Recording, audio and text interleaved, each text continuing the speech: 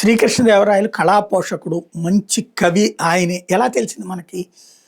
ఆయన కాలంలో ఆయన కవిత్వము లేదా ఆయన తరపున కవులు రాసిన కవిత్వాలు పుస్తకీకరణ లేకపోతే ఆ రోజున గ్రంథీకరణ అన్నామా, ఇది తాళపత్రాల మీద రాసి ఉంచడం, తర్వాత తరాల్లో అది చదవడం వల్ల తెలిసింది. అట్లాగే ఇది ఎదుటివాడు మన పట్ల ప్రేమను చూపించినప్పుడు మన మీద అభిమానంతో చెప్పేటటువంటి మాటకున్న వైరల్ మనం 100 సార్లు చెప్పుకున్నా ఉండదు. పవన్ కళ్యాణ్కి అట్లాంటి అదృష్టం ఉంది.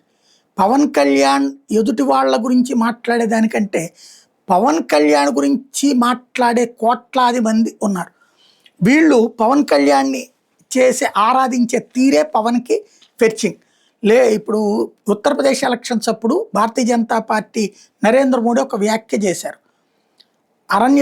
అజ్ఞాతవాసం పూర్తయిపోయింది, అరణ్యవాసం పూర్తయిపోయింది, ఇక రాజ్యాధికారం అందుకోవాల్సిన టైం వచ్చిందని. ఎందుకంటే కళ్యాణ్ సింగ్ ముఖ్యమంత్రిగా ఉన్నటువంటి సందర్భంలో పివి నరసింహారావు ప్రభుత్వం ఆ ప్రభుత్వాన్ని రద్దు చేసింది.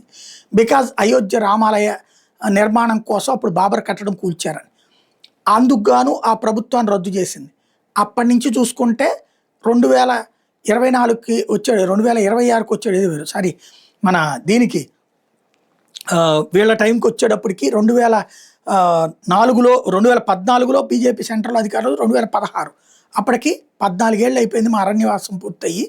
ఇక రాముడు పట్టాభిషేకం చేసుకోవాల్సిన సందర్భం వచ్చిందని పిలిపించారు. నిజంగానే ప్రజలు ఆదరించారు. 2016 సంవత్సరంలో జరిగిన ఎన్నికల్లో భారతీయ జనతా పార్టీని అధికారంలోకి తీసుకొచ్చారు. వాస్తవంగా అది అరణ్యవాసానికి సంబంధించినటువంటి అంశం. ఇప్పుడు వీళ్ళు ప్రధానంగా ప్రొజెక్ట్ చేసుకొస్తోంది పవన్ కళ్యాణ్కి సంబంధించి. ఆయన పార్టీ పెట్టింది 2014లో, 2009 తీసేద్దాం, ప్రజారాజ్యం యువరాజ్యం. 2014లో జనసేన పెట్టారు. 2014 టు 19 10 ఏళ్ళు, 19 టు 24 5 ఏళ్ళు, 10 ఏళ్ళు, ఇప్పుడు 2 ఏళ్ళు, రేపు 2029 వచ్చేటప్పటికి 14 ఏళ్ళు పూర్తవుతుంది. శ్రీరాముడికి కూడా రాజుగా మారడానికి 14 ఏళ్ళు పట్టింది. మన కష్టాలు చరిత్ర కావాలంటే కాస్త సమయం పడుతుంది. కాబట్టి పవన్ కళ్యాణ్ 2029 ముఖ్యమంత్రి అన్నటువంటిది ప్రొజెక్ట్ చేసుకురావడం ప్రారంభించారు.